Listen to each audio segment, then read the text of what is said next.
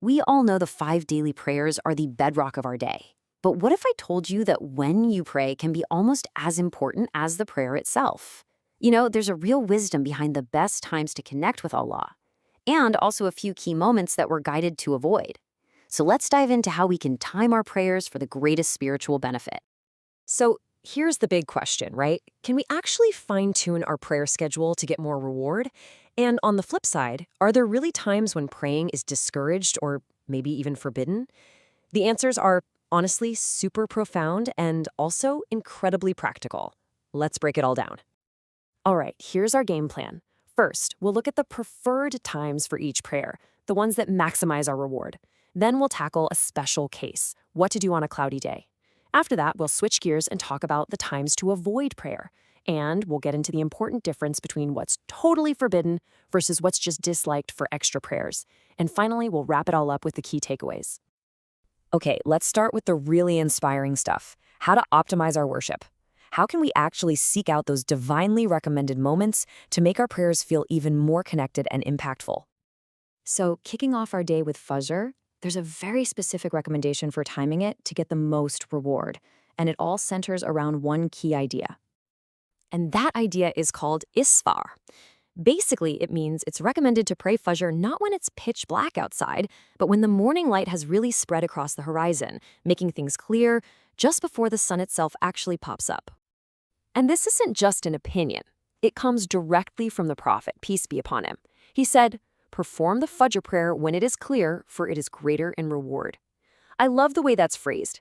It's not some harsh command. It's a beautiful invitation, an encouragement to earn something extra. Now for Dhuhr, the noon prayer.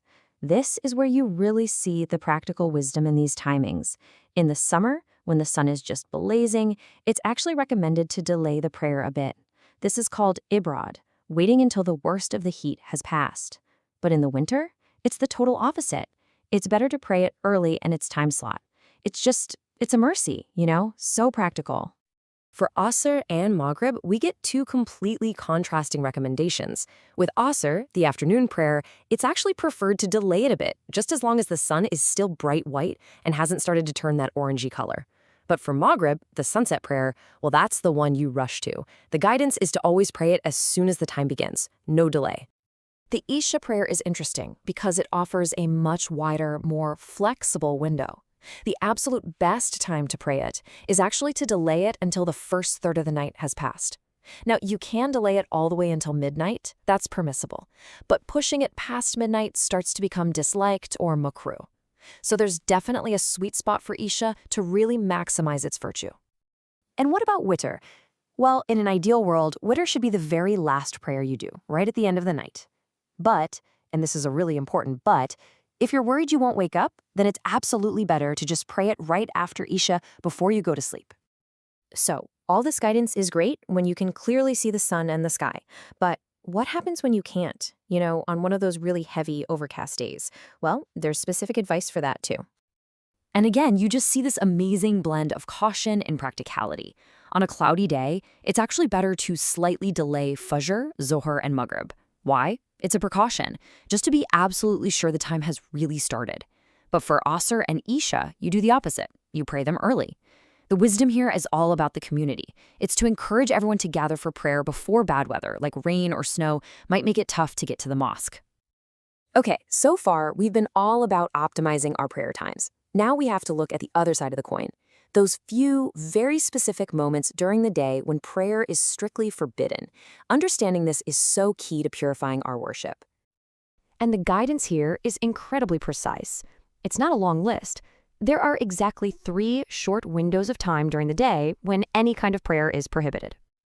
So what are they? First, during the act of sunrise itself, right until the sun is completely above the horizon. Second, at the exact moment of high noon, when the sun is at its peak and casts no shadow. And third, during the act of sunset, as the sun is literally disappearing. The profound wisdom here is to make a clean break, to completely separate our worship from anything that could even resemble sun worship, so that our devotion is purely and 100% for God alone. But hold on, there is one super important exception to that sunset rule. If you're praying the Asr prayer of that specific day and you manage to complete at least one full rak'ah before the sun sets completely, then your prayer is valid, and you should finish it. Think of it as a specific mercy connected just to the Asr prayer. All right, on to our final category. And this one is a little more nuanced. These aren't forbidden times for all prayer, not at all. These are just times when performing voluntary or naf prayers, the extra ones, is disliked. Let me repeat, your obligatory prayers are totally fine. This is just about the extras. So when should we hit pause on our extra prayers? Well, the two big ones to remember are the period right after you've prayed Fajr, all the way until sunrise, and the period after you've prayed Asr, all the way until sunset. A few other specific times include just before Maghrib, right before the Eid prayer, and of course, once the Imam is out for the Friday sermon. It's also disliked to pray extra nafil after dawn breaks, except, of course, for the two powerful sunnah units of Fajr itself.